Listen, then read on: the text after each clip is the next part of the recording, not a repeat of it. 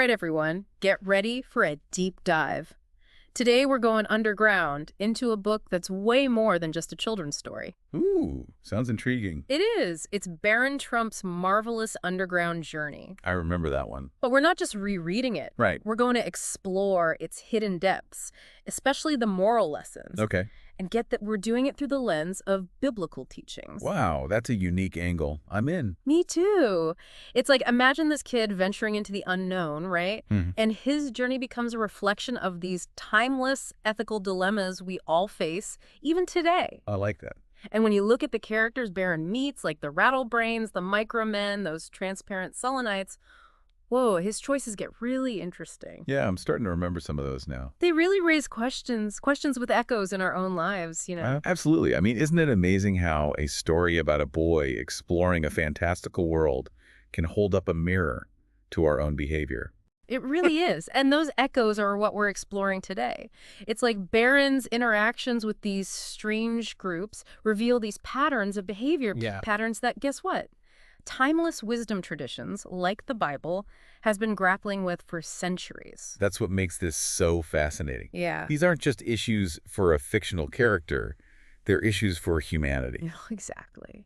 Okay, so let's jump right in. One thing that really struck me was how Baron interacts with anyone different from him. Okay. Especially with the Rattlebrains and the Micromen. Like, he mocks them constantly, looks down on their customs, Right. even tries to use their unique traits, like, to his advantage.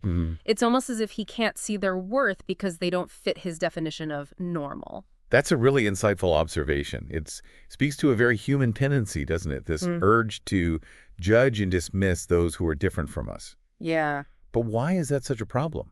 What are the consequences of this kind of cultural arrogance and prejudice? And, the Bible actually offers some profound insights into this. Yeah. I remember a few verses that talk about, like, pride before a fall or something. You got it. Proverbs warns us that pride often leads to destruction. Oh, yeah. When we let arrogance cloud our judgment, we fail to see the value in others and ultimately hinder our own growth. It's like we build a wall between ourselves and the world, right? Exactly. It cuts us off from potential understanding and connection. So it's not just about being nice, it's about recognizing the inherent worth of each individual, regardless of their differences. Absolutely. It's about realizing that judging others based on superficial traits leads to bad decisions and harms relationships. Right, exactly. And this ties into another big idea, treating everyone with respect, regardless of outward appearances. Good point. Like, the book of James cautions against showing favoritism based on how someone looks or speaks or acts. Yeah, I remember that one. It's a powerful reminder that true judgment lies in looking beyond superficial differences and recognizing the shared humanity that binds us all. And thinking back on the story, Baron's actions with the Selenites really drive that point home. Oh, interesting. How so? Well, his interactions with them really highlight the ethical challenges of navigating power dynamics, The Selenites are clearly vulnerable, and Baron, instead of offering protection or support, he manipulates their fear to get what he wants. Yeah, I see that. Yeah. It's like he sees their vulnerability not as something to protect, but as a weakness to exploit. Yeah, exactly. And it feels so wrong, especially when you consider the golden rule, right? Yeah. Treat others as you would want to be treated. Right. Like, can you imagine how Baron would feel if someone took advantage of him in the same way? It's hard to picture, isn't it? Right, it is. And that's the heart of the golden rule, Right. It calls us to step outside ourselves.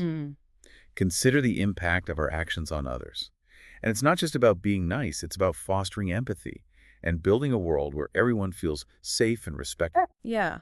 And honestly, it's a principle that Baron seems to be missing completely, especially when it comes to the Selenites. Interesting. It's almost as if he lacks that basic human sense of compassion and empathy. That's a really sharp observation. Yeah. It actually makes me think about the prophet Micah.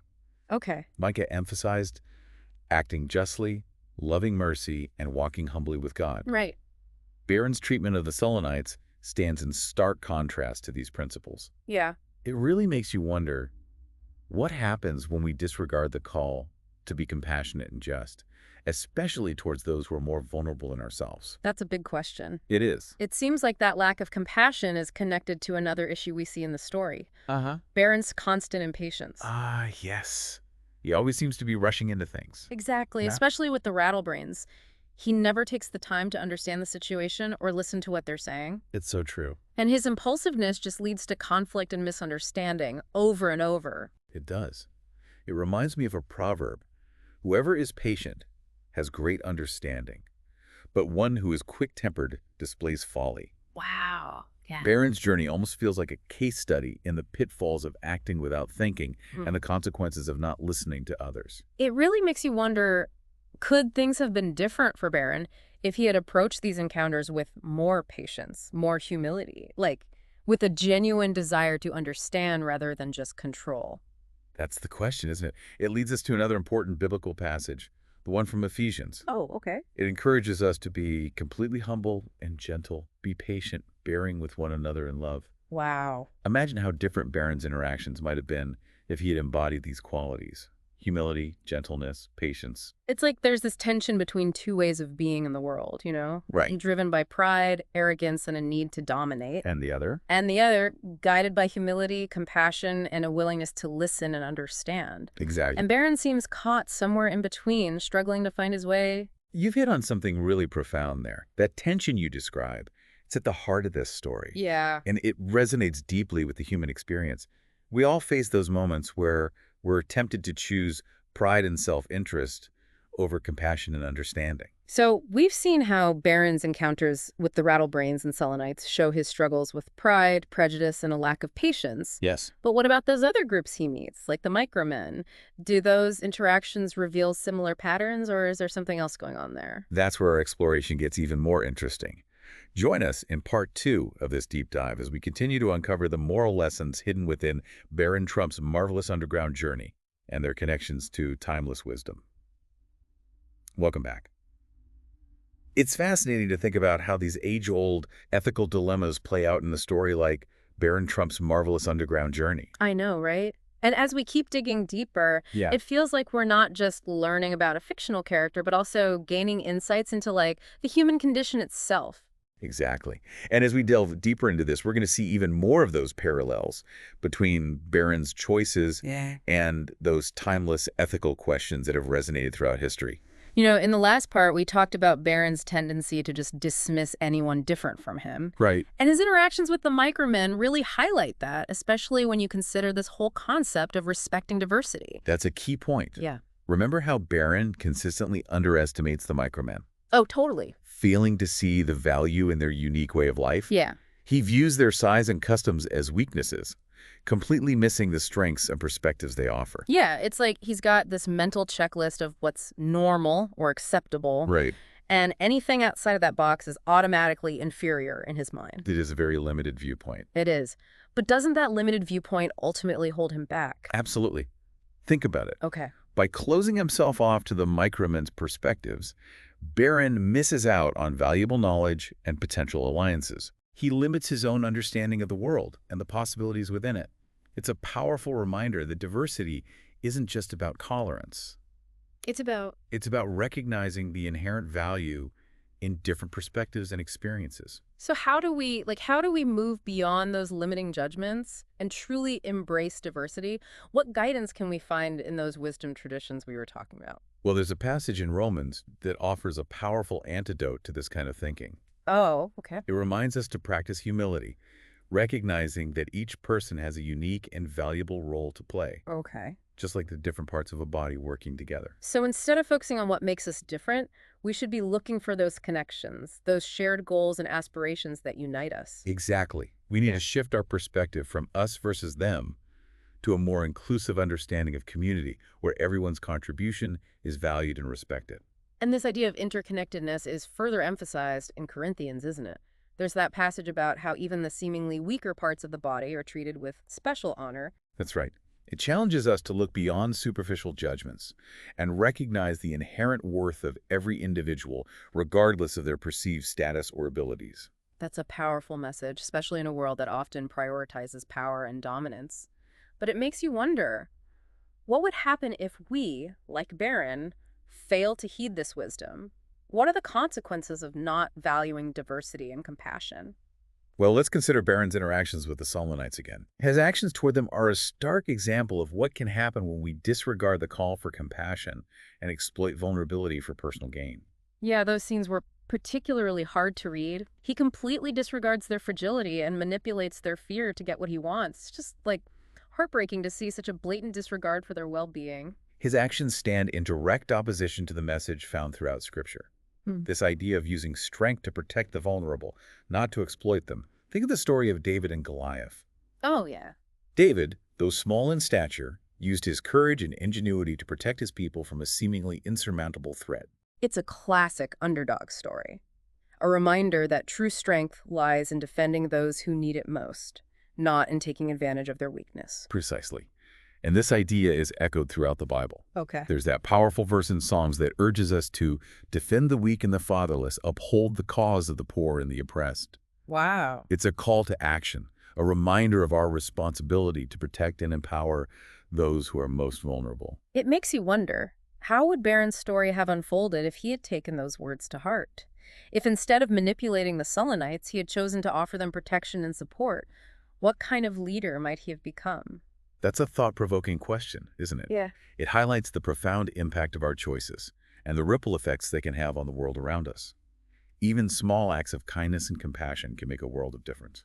And speaking of compassion, Yes. there's that incredibly powerful passage from Matthew where it says, "Whatever you did for one of the least of these brothers and sisters of mine, you did for me." It just, like, elevates the act of caring for the vulnerable to a whole new level. It does. It suggests that it's not just a matter of morality, Right. but a reflection of our connection to something much greater than ourselves. Yes. It's a reminder that our actions, especially toward those in need, have a profound significance. Yeah. They speak volumes about our character and the values we hold dear. So, as we reflect on Baron's journey and these timeless ethical lessons, Yeah. it feels like we're uncovering a deeper truth about the human experience. Right. It's not just about judging Baron's actions, Right. but about recognizing those same patterns within ourselves. Exactly. We all face moments where we're tempted to choose pride over humility, self-interest over compassion.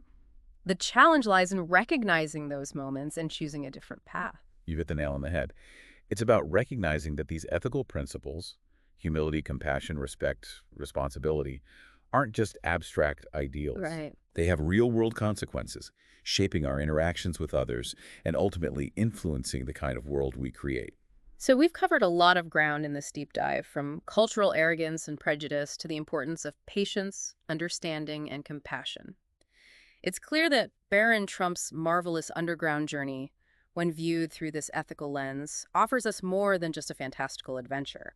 It provides a mirror to examine our own values and choices, challenging us to embody those principles that lead to a more just and compassionate world. That's a beautiful way to put it. And as we wrap up this part of our exploration, I'm left with a sense of hope. Even amidst the darkness of Baron's missteps, there's a glimmer of redemption. Oh, yeah. A suggestion that even those who stray from the path can find their way back to a more ethical way of being. And it's that glimmer of hope that gives the story its enduring power, reminding us that it's never too late to learn, to grow, and to strive to become better versions of ourselves. But there's still so much more to unpack. Are you ready to continue our journey? Absolutely. Join us in the final part of our deep dive, where we'll explore the concluding chapters of Baron Trump's marvelous underground journey and consider how its message continues to resonate in the world today. Welcome back to the deep dive.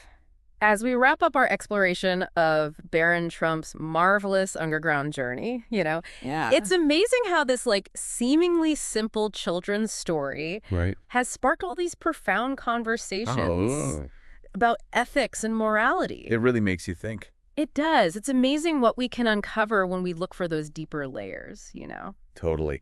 And as we get into the final chapters of Baron's journey, I think we're going to find even more insights that, like, resonate with our own lives. I think so, too. And the world around us. All throughout this deep dive, we've seen how Baron's encounters with these diverse underground communities, the Rattlebrains, the Micromen, the Selenites, they kind of exposed his struggles with pride, prejudice, and that lack of compassion. It's almost like his journey underground became this journey inward, I like that. Like he's forced to confront those not-so-great parts of himself. It's true. And while those encounters often led to conflict and missteps, there's also the sense of growth and transformation that emerges as the story unfolds. Yes. I'm thinking about those subtle shifts in Baron's attitude. Oh, yeah. Those moments where he starts to recognize the value of those he once dismissed or mistreated. Right. It's not a complete turnaround, Yeah. but you can see him, like, grappling with the consequences of his actions, and starting to question his own assumptions. It's those moments of reflection, I think, that make this story so compelling. Yeah. It reminds us that personal growth is rarely a linear process. Oh, definitely not. It's often messy, filled with setbacks and moments of backsliding. But the key is to keep striving, to keep questioning, and to remain open to the possibility of change. And that brings me to something I've been thinking about this whole time, this idea of redemption. Interesting. Even though Baron makes some, pretty big mistakes. Right. There's this glimmer of hope in the final chapters. Yeah. It's almost as if his experiences underground, his encounters with those who are different from him, they kind of awaken a new understanding within him. I see that. So do you think there's a message of redemption in this story? I believe there is. Yeah. It's subtle, but if you look closely, you can see Baron starting to make amends for his past actions, however imperfectly. Yeah. He begins to recognize the interconnectedness of all beings, the importance of treating everyone with respect and dignity, regardless of their differences. It's like his journey underground becomes this metaphor for the journey we all have to take, Yeah. A journey of self-discovery where we confront our own biases, challenge our assumptions, and ultimately strive to live in a way that, aligns with our values. Exactly. And that's where the true power of this story lies, I think. Okay. And its connection to those timeless ethical teachings we've been discussing. Right. Not about pointing fingers at Baron's flaws. Yeah. But recognizing those same patterns within ourselves. Right. We all face moments where we're tempted to choose pride over humility, self-interest over compassion. The challenge lies in recognizing those moments and choosing a different path. So, as we wrap up this deep dive, Yeah. I think it's important to ask, what are we taking away from exploring Baron Trump's marvelous underground journey? Right. What insights can we carry with us as we, navigate our own lives? That's the big question, isn't it? Yeah. For me, the most powerful takeaway is the reminder that these ethical principles we've been discussing, humility, compassion, respect, responsibility, they're not just abstract ideals. Yeah. They have real-world consequences. They shape our relationships, our communities, and ultimately the kind of world we create. It's like that saying, character is destiny. It is. Our choices, big and small, ultimately determine the course of our lives and the impact we have on others. That's beautifully put. Yeah. And Baron Trump's marvelous underground journey gives us a compelling lens to examine those choices, I think. Yeah, for sure. It reminds us that even when we face adversity and temptation, there's always the possibility of redemption, growth, and positive change. So, to everyone listening out there, Right. as you go about your day, remember Baron's journey. Yes. Reflect on those ethical dilemmas he faced, the choices he made, and most importantly, ask yourself, Yes. how can you embody these timeless ethical principles in your own life? How can you be a force for good in the world? How can you contribute to a more just, compassionate, and interconnected society? Those are questions worth pondering indeed. Thanks for joining us on this deep dive into Baron Trump's marvelous underground journey. Yes. Thanks for listening, everyone. We hope you learned something new, maybe saw things a little differently, and feel inspired to think more deeply about the choices we all make and the impact we have on the world around us. Absolutely. Until next time, keep exploring, keep questioning, and keep striving to be the best version of yourself.